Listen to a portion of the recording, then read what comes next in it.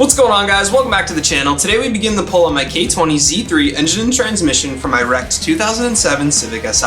Why am I doing this, you may ask? Well, I want to put it in this car, my 2002 RSX Type S. The K20z3 has 70,000 less miles than my original A2 motor, and it offers pretty much the same performance with a few minor differences. The swap will allow me to enjoy the car while I rebuild the original A2 motor if I decide to go that route instead of trying to find a new one with lower miles. Plus, word on the street is that RSX Type S gears with the Civic SI final drive and limited slip diff is one of the best combinations you can build for a K-Series transmission. Now I want to make one thing clear, I'm not a mechanic. I'm just a guy who loves his cars, figuring it out as I go.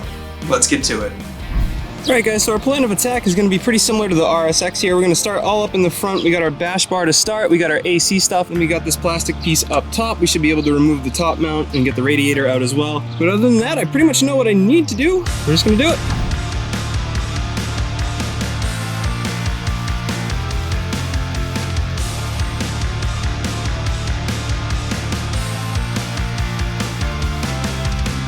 Alright guys, quick little update for you. So as you can see down here, this was all pushed in and it pushed the radiator in, so I couldn't actually get in behind underneath to drain it. So what I ended up doing was taking all this stuff off so I could move the radiator in and out, so now it's loose. I don't even know if there's coolant left in it or not. I think there is, so we should be able to get at that drain from below now.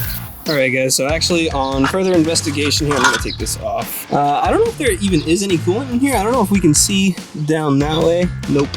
It's going to be really hard to show you guys. But basically I was feeling down on the underside of the radiator and I can feel a hole down there and there is some coolant down dripping. So I'm guessing the radiator has lost its coolant. So I think what we're gonna do instead is head on in here, get this hose off, let it drip, and then it looks like there's one more down here that we can disconnect from the block and get the coolant dripping. Hopefully nothing gets on the driveway too.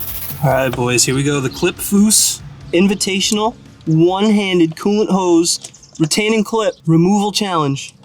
You gotta film it. Oh no, I failed. Yeah, so I don't know how the bottom hose is gonna be, but that one's looking pretty dry there, boys. I don't think there was any coolant in this car when it got dropped off. Up next, we just gotta grab this one down in here, probably with two hands because I did fail the challenge.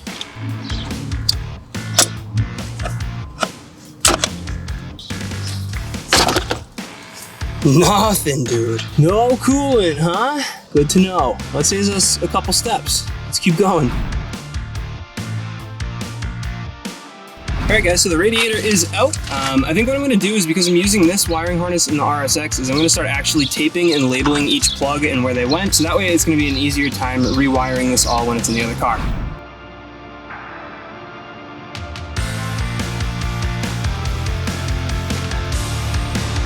Alright guys, so we're definitely moving along here. Let me show you guys where we're at. So we've gotten the battery. There was like an air hose in this area that I was able to take out as well. This is the slave cylinder here that I was able to disconnect. We're gonna save the bolts on this one, probably reuse this, I imagine. We got all our clips labeled as well. Then we also got our AC lines off the front of the engine, so we're all set there too. Next we're gonna do very similar to the RSX, just start at the alternator, work all of these plugs back out, label them as we go, because I believe we are gonna reuse this wiring harness on the RSX.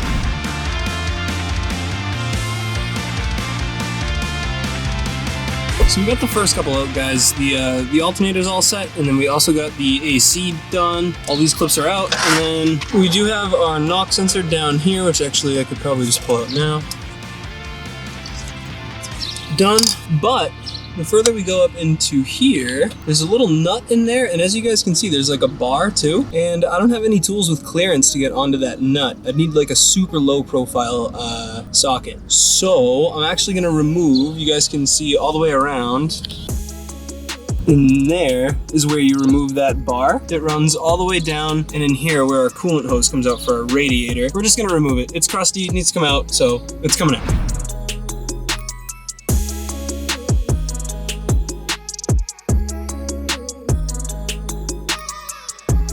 Alright guys, so here's where we're at. We got this guy loose here, so we have a little bit of play. I was hoping honestly that I could just like move this piece and still get onto that, hold on, zoom in. There's our nut for our starter. I was hoping I could just like push this up and get some clearance, but I cannot. I do not have enough play to fit that bar in there, so I mean socket in there. That bar? What? So up top guys, you can see way down in there, that's actually a bracket for that same hose. It comes all the way up into the engine bay out here.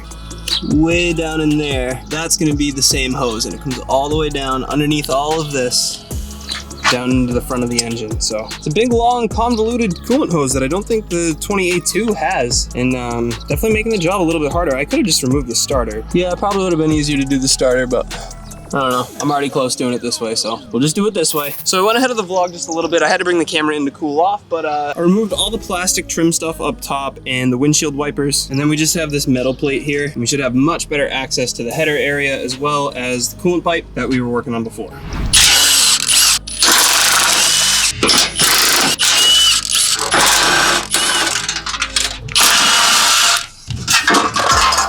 All right, so as you can see, guys, we have a lot better access down here. Ooh, that's kind of cool. This is Honda up top, I like that. But anyway, we have way better access now to the whole back of the engine, some of our lines up here, as well as hopefully we'll be able to get back here now and kind of work on the exhaust area too. So a little bit of an extra step compared to the RSX, but definitely worth it. Sadie's been hanging out around the corner all day with us. She hasn't been in the shots because you guys can't see her. She's been around the car, but she's been so good all day today. So I'm gonna run her around the yard a little bit and get her some dinner, take a little break, and finish this thing up. Well, for the day. We'll see what we can do.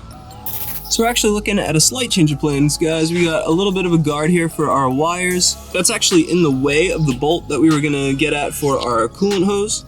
That's down there. So what we're gonna do is undo all this stuff from underneath the valve cover, do the coil pack plugs, get all that nice and loose, and then all these plugs on the side of the engine down here too. Let that have a little bit of play, and then we can continue with loosening up our coolant hose. Honestly, I'm definitely starting to think it was a better idea to just pull the starter out, but we're deep enough in now, we're just gonna do it this way.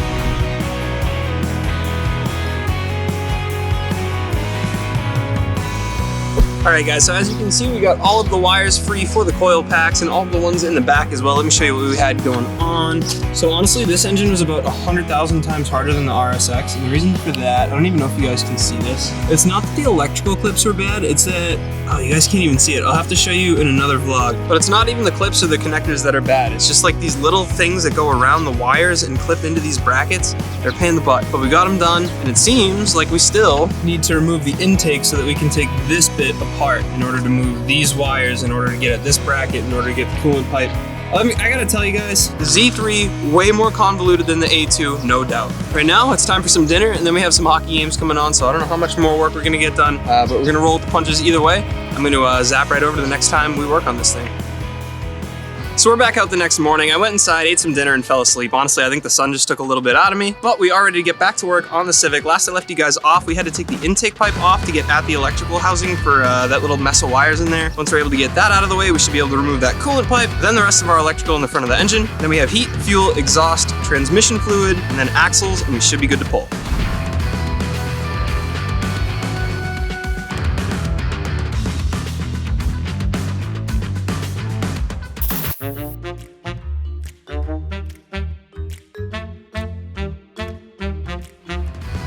Alright, so now with the intake out, we have a way better look at this plastic case here. This is really what's guarding. That's our bolt down there. That's the one we're trying to get at for the coolant hose, but it's being blocked by this plastic guard here for all of our wires, so we have a way better access to that now with the intake pipe out. So we're just gonna pull this apart. I don't know how it comes apart. Probably grab some panel poppers or something and work this apart. Looks like a two-hand job, so we'll set the camera up and keep on moving, boys.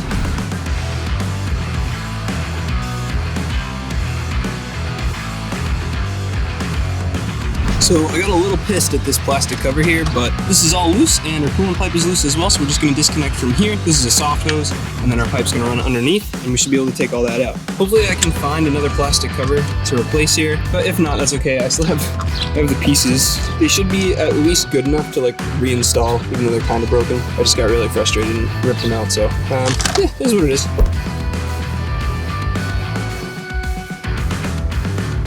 So as you guys saw, we needed a little bit of hoppy style persuasion here. The hose was honestly just like really lodged on both this side and way down in there. So I figured easier honestly just to cut it, free it up. So now all this stuff, I thought it was coolant. I honestly don't know what this all is. I'm gonna have to figure it out, do some research and all that, because I am curious. But it is all loose, which means that the nut, which is what we were trying to free up in there, we should have plenty of access now to slide a ratchet in there and get that thing off. And then we're gonna continue along with our electrical, get all this stuff out and keep moving.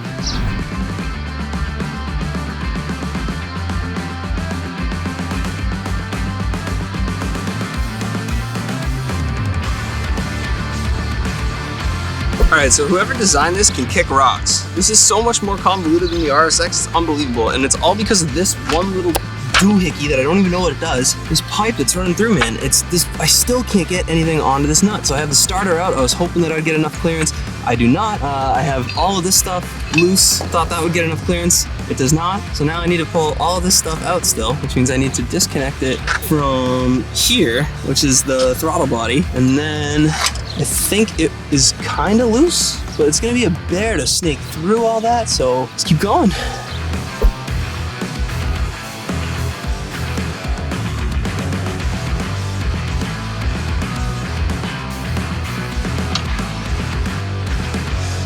So here's the culprit of pretty much all our lost time over the last couple days. And I'm gonna show you guys in the RSX too. There's nothing like that. Look at, I mean, it kind of runs up there, but the starter, the nut is like completely accessible. On this one, the nut goes vertical, so it's like blocked off by that coolant pipe. I don't know why they did it that way, but it's coming out now. Alright guys, so that is all the electrical out of the front of the car. I think what I'm going to do is trade the sweatshirt for some SPF 50. We're going to label all of these plugs, get all these nuts and bolts bagged as well. Then we're going to move on into here.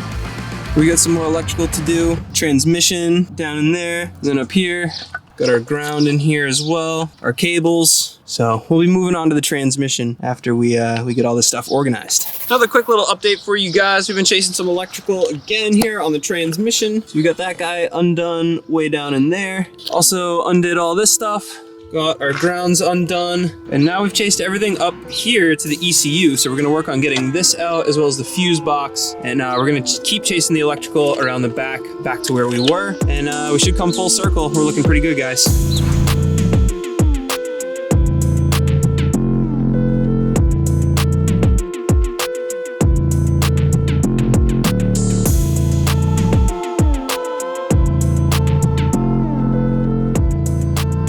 Alright guys, I owe you an update because I don't think I've even talked to you since the fender was on the car. So right now we have this whole bird's nest nice and loose, ready to come out of the car. This is the biggest, I guess, messiest piece of the wiring harness, I believe. And so that is all good to go. We're chasing it back up this way. This is all loose from yesterday. Then we just got one more in here and then one more underneath this cover here. And our wiring for the day should be ready to pull away from the engine. And then we can work on these fuel lines, given that it doesn't rain, because it's looking pretty garbage out there, boys. Ew.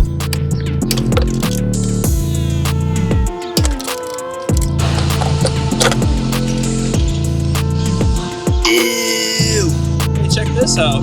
I'll show you and the boys at the same time. We got a little bit of splooge on there. That's the sickest heart I've ever drawn. You hungry? Yeah. Yeah, it's not bad. The RSX was actually cleaner over here. For its miles, that's probably just dusting from the road. Actually, Cal, that looks good in there. No, it's not bad. This is fuel, right? This is a fuel line, right? Yeah. Yes. Are these the injectors or the injectors inside? The injectors are, I believe, these guys right here. Oh, okay. I'm learning, boys. By the way, this goes without saying, but like, if you thought I was a pro or that I'm a mechanic or that you should listen to me, no. So there's the electrical for our fuel system, guys. We got our rest of our plugs all undone, nice and loose. So this should be ready to back out. I'm just gonna label everything before I do that because I wanna make sure I know where everything's gonna go when it comes time to put this all back in the RSX. Definitely looking at the skies, getting a little bit nervous with rain, so I'm gonna definitely hurry up, but the second I start feeling some rain, we're headed inside, we're tarping this thing up, and I don't know. And there we go, guys. All the electrical cleared off the top of the fuel. We got that running down here. I did have to quickly remove this hose here just so that I could fit the wires through there, but that was no problem. So all of this fuely stuff down here, now ready to get out of here with the rest of the harness. When we pick that up, that should actually all fall backwards now so we can pull the engine up. I'm gonna test it actually. It's definitely gonna rain soon because I can feel the cold air. I can't figure out why this wiring harness won't move. I missed one. All right, so one more quick update for you guys. We got everything on our main wiring harness here loose, except for one bolt that goes way down in it. Well, I assume it's a bolt, I assume it's a ground, but it goes way, way down in there. So I think we'll actually have a better look at that if we get this front wheel off. Hopefully we can see it in there. And honestly, we have to take it off to get the axle out anyway, so let's keep moving.